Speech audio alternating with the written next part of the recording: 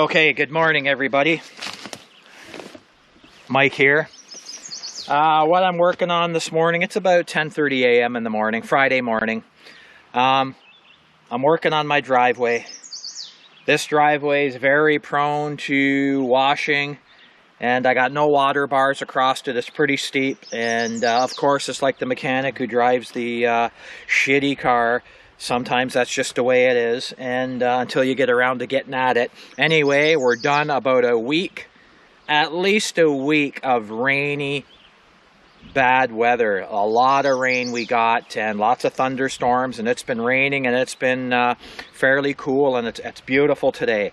We look like we're going to get a good run of fairly sunny weather. So what I'm working on is a driveway here, and I've got a Landpride. I got a Landpride 1560 right there, landscape rake with gauge wheels. And when I say with gauge wheels, what I'm talking about is these wheels are fully adjustable for height, for the aggression on your tines. You set those wheels up and down, and you can get these tines, these spring-loaded tines, to tread lightly or to really get in there and dig up that driveway. And all you do is add or subtract a spacer. If you want to go deeper, you pull a spacer out here and you add it up here. You take one from here, put it here, lift them wheels up, which will drop those tines down to give you an aggressive cut. But what I'm doing today is I'm fixing this driveway up. I got a little bit of washing from the rain, and I'll show you guys how this landscape rake works. Actually, it works pretty well, and it works really well. And if you've got driveway issues, or you want to keep a driveway in good shape and you live rural and you got a tractor, hey, you should look at a landscape rake. And I'll show you a little closer. Right there, Landpride LR1560 landscape rake right there. It's offset right now. If you look right now, if you look at this landscape rake right now, you'll see that this rake is kicked off center. It's got the low side toward the ditch of the driveway. It's got, I'll call the high side toward the crown of the road. And all I'm trying to do right now to start, and I've been working at it a little bit, is break down this shoulder on this side and take some of that aggregate and push it toward the center to the crown of the road, so I can get that water running off into this small ditch that I dug last year in desperation. So I'll show you how this thing works, and actually it's pretty nice. So I'll drop it right in the middle of the driveway, and I'll give you guys a good go.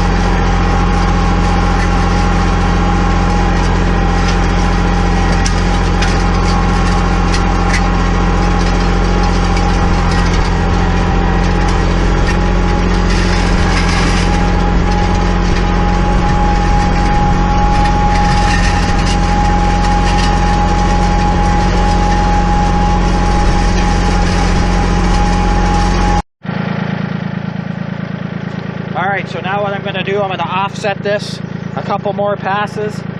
I'm going to kick some of that to the center for a final touch-up. Again.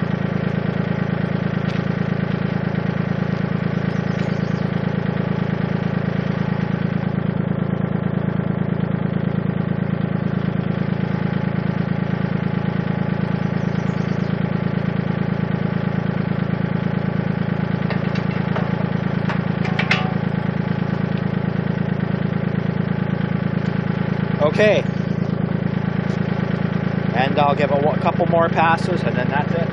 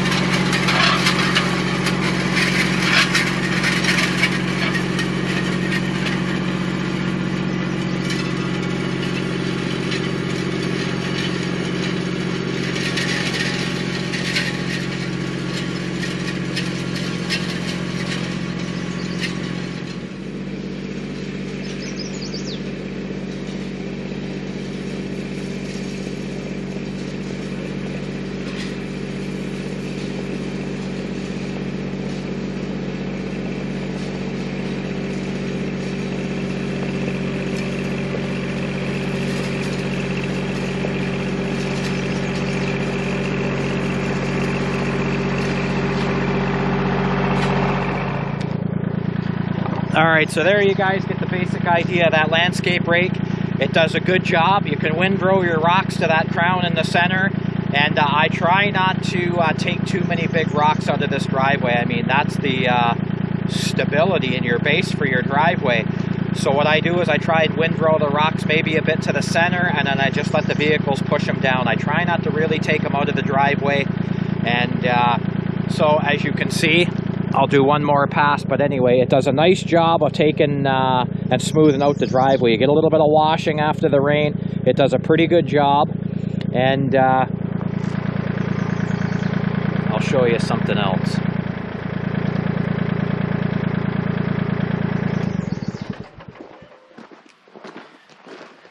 One thing you want to watch when you buy one, this is what I would recommend and solely my opinion with these landscape rakes. I personally would not buy a landscape rake unless it had the gauge wheels, fully adjustable gauge wheels. That gives you not just 3-point hitch control up and down and you're relying solely on that. It gives you the ability to really accurately set and hold the depth of your tines when you're going over these rough surfaces.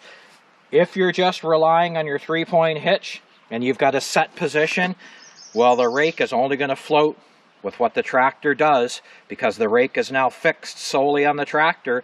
So if the tractor goes up or down, the rake has no choice but to go up and down, and it's going to go with the tractor. As with gauge wheels, you can actually put this rake in float if you want to, where it will just float over the contours and independently of the tractor on the 3-point hitch. So my personal opinion is I wouldn't buy a landscape rake without gauge wheels, but each to their own. The other ones work good too. They just take a little bit more control, and they do a pretty good job too, but I like adjustable wheels.